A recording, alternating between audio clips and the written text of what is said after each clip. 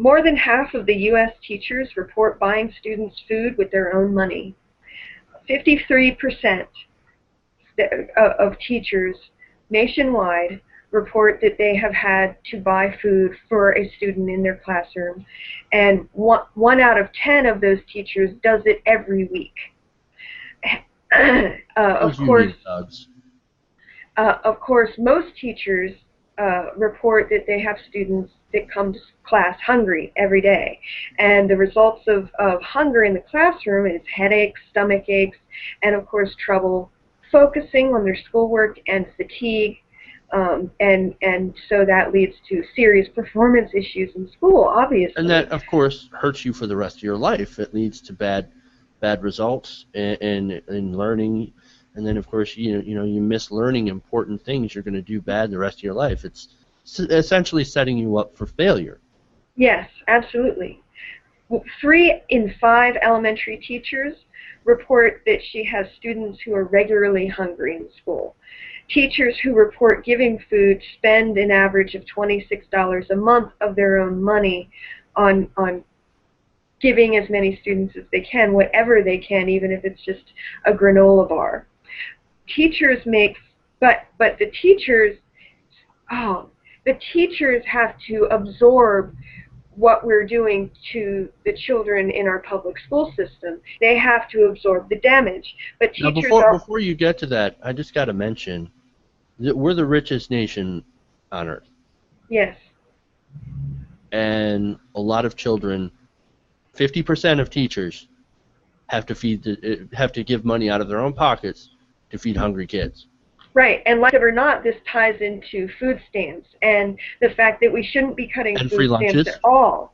Yeah, well, that's part of it. Free lunches is covered under the SNAP program. So if our government is allowed to cut food stamps and allowed to cut the SNAP program, which most of a great portion of the people, I don't remember the percentage at this moment, but a great percentage of the people on food stamps are children. And 1 in 5 children in this country is receiving some sort of welfare benefit to help them. So if you cut food stamps and you cut SNAP, that's what you're doing. You're taking food away from hungry children and hungry families and making it harder for those families to put a hefty, healthy meal in front of their children each day, at least 3 times a day. And of course, that doesn't even cover snacks. Hello, newsflash, children eat a lot. They have a lot of energy. They burn that energy quickly. They need more food even than some adults. I know that my 6-year-old eats just as much food as I do, if not more. And she's, always they are growing, after all. Yeah, they're growing. They need that nutrition. So yes, this story definitely ties into how much we need to not cut SNAP benefits. We've already cut them enough. We cut them all the time, every year it seems, and yet the price of food goes up and up and up, but we're cutting food stamps more and more and more for poor people. They're having to eat less and less and less and get by on less and less and less. We're hurting the children, and we're hurting our future by hurting the children. But anyway. But that's not all we're hurting. Yeah, and that's not all we're hurting. We're also hurting our teachers, which in turn also hurts our children again. Teachers are already paid 14% less than professionals of equivalent education levels. Salaries have declined in relation to inflation over the last 30 years, but in the last couple of years, the actual dollar amount, not just in relation to inflation, but the actual dollar amount has dropped significantly. Reports from 2010 and 2011 note that the average starting national salary for teachers was $39,000 a year, which isn't very much. But in 2011 and 2012, that number dropped to $35,672 a year, just over $35,000. The lowest. No, okay, so not to mention, so teachers are getting their salaries cut, and they've been getting it cut for a long time. Now they're also using their own pocket money to feed children, and oftentimes they also have to use their own pocket money in order to get school supplies. Yes. As well. That always happens, and parents also, they have to foot the bill, because we get lists at the beginning of the year. We need Kleenex, we need dry erase markers, we need chalk, we need tissues, we need Germex, we need Clorox wipes. You get this whole list of things, and they're like, parents, please bring as much of this as you possibly can, because the school doesn't supply any of it. They have to depend on what teachers and parents can bring in to supply the students and schools. And crayons and markers and pencils and erasers and whatever, everything. The only way that there was a snack time last year at my children's school in kindergarten was that each month, each parent got one day each month where they had to bring in snacks for the whole class. So we're hosing our teachers, and we're hosing our children, and of course they're absorbing all these extra costs. And another point that I wanted to mention is that a lot of teachers, most teachers work off the clock. They stay up nights grading papers. They don't get paid for that. Well, they have to. Yeah, they have to. They have to stay up late at night. And my mom got certified as a teacher, so she worked as a teacher for a while.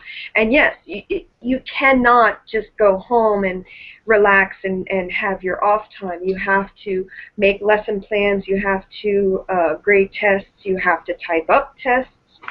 So you have to read papers. There's definitely a lot of work to be done after they get off the clock, and they're not at all compensated or given any consideration for that extra work that they put in. So wait, are you trying to say that these teachers are hardworking and generous? Absolutely. They're not union thugs sitting on fat pensions that are destroying America? Yeah. What kind of commie talk are you talking about? Yeah, what a picture. I've never met a teacher like that, except maybe at one of the most expensive private schools in the country, maybe. And there are good teachers, and there are bad teachers, of course. It's really a mixed bag when you get into any profession, right? And there are more people that say that they would consider going into the teaching field and would enjoy it if only it paid. If only you could make a living from it. Right. If only it paid at least $40,000, starting out, and then go up from there. The lowest, the $35,000 is the national average, but the lowest state average starting out wage is $26,000 in Montana, with Idaho, Missouri, and South Dakota not far behind with a $29,000 starting salary. The highest paid teacher's starting wage in the country is D.C. with an average starting wage of $51,500, which is it's not a state, but it's the only area in the country that reaches the $50,000 mark. And New Jersey comes in second at $48,000 a year. Now, did you notice that more of the states that don't value their education obviously pay their teachers more, and that it's more in the South? Yes, absolutely. States like Maryland and Massachusetts, New York, they pay their teachers relatively well. But states like Alabama and Florida and Texas and Idaho, and they pay below the national average. Of course.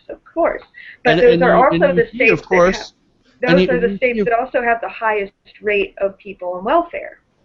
Yeah, and you see, of course, that lack of investment in teaching pays off by having them, as you said, be the highest in welfare and the lowest educated, as well as the highest teen birth rate. And the highest obesity rates as well. Way to go, guys. Over 60% of teachers in the nation have reported needing to take a second job in order to just get by. Urban schools often have as many as 40 students per classroom, and over 40% of teachers quit within 5 years of starting the job. And that turnover cost is costing the U.S. taxpayers about $7 billion a year. Now, anybody who's a fiscal conservative has got to see that and go, ooh, boy, that's costing a lot.